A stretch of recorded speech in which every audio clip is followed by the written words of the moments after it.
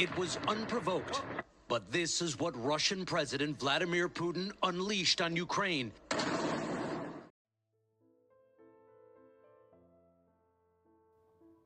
In February 2022, as Russian tanks rolled into Ukraine, the shockwave reached far beyond Europe's borders. Hidden in the chaos was a critical supply chain crisis that threatened one of the world's largest aircraft manufacturers, Boeing. This is the story of how a single metal, titanium, became a flashpoint in global manufacturing, and how Boeing was forced to rethink its entire supply network almost overnight.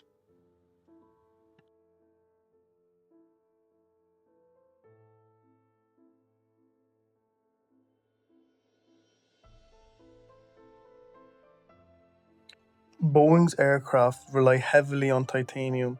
The metal is prized for being light yet incredibly strong, perfect for modern airframes that must withstand immense stress. For decades, Boeing sourced nearly 35% of its titanium from Russia's VSMPO AVISMA, one of the world's largest producers. This partnership dated back to the 1990s, ensuring a steady supply of high quality metal for Boeing's commercial jets and defense aircrafts. But that dependence would soon become a major vulnerability. Canada has joined NATO allies in announcing sanctions against Russia, denouncing Vladimir Putin's decision to violate international law.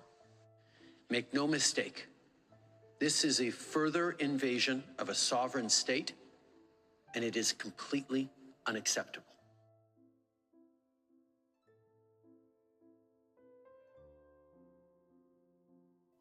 When Russia invaded Ukraine, the West responded with sweeping sanctions. Overnight, Boeing faced an impossible choice: to continue relying on the sanctioned supplier or to cut ties and risk halting their production. In March 2022, Boeing announced it would suspend all titanium purchases from Russia, ending a decades-long partnership. The decision aligned with global sanctions but came at a steep cost.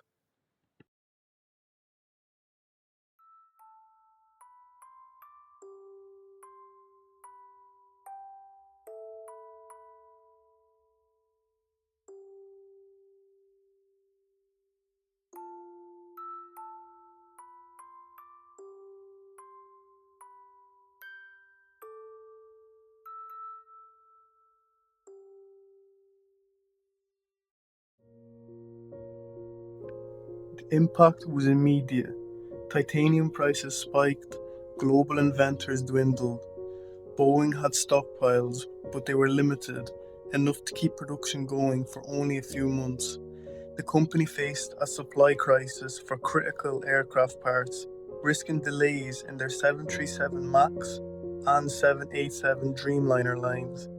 As one Boeing executive stated, titanium isn't something you can just order off Amazon.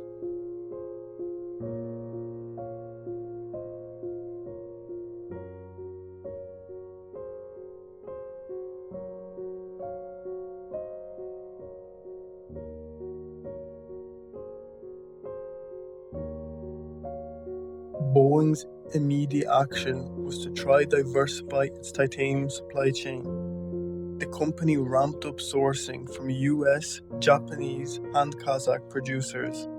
It also strengthened partnerships with Western titanium suppliers such as Timet from the US and Toho Titanium from Japan.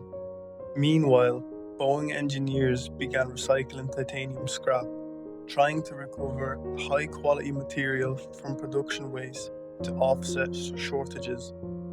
These measures required rapid certification, testing, and coordination across global operations, a massive logistical feat under pressure.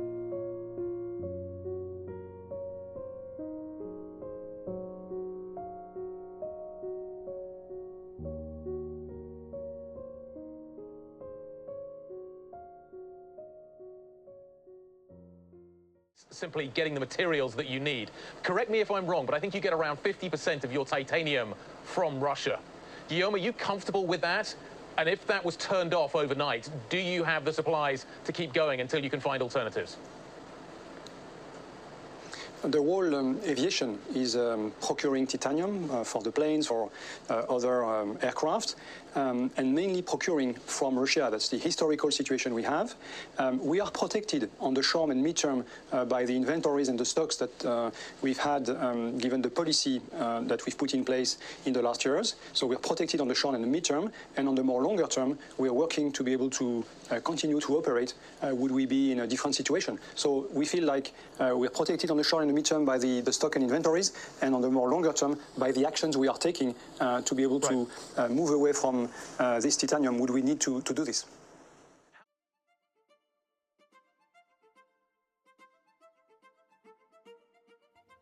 And Boeing wasn't alone in facing this challenge. Rival Airbus also relied on Russian titanium, but they chose a different path, maintaining limited cooperation longer to avoid production delays. And while Airbus used its European supply network to buffer the impact, Boeing's complete suspension demonstrated its stronger alignment with US geopolitical policy.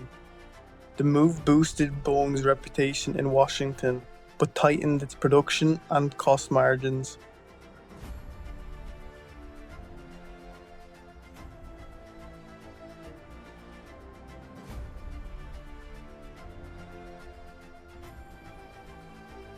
In short term, Boeing had to deal with higher material costs and delays in delivering new aircrafts, but the crisis pushed the company to rethink how its supply chain worked, moving from global dependence to more local and reliable sources.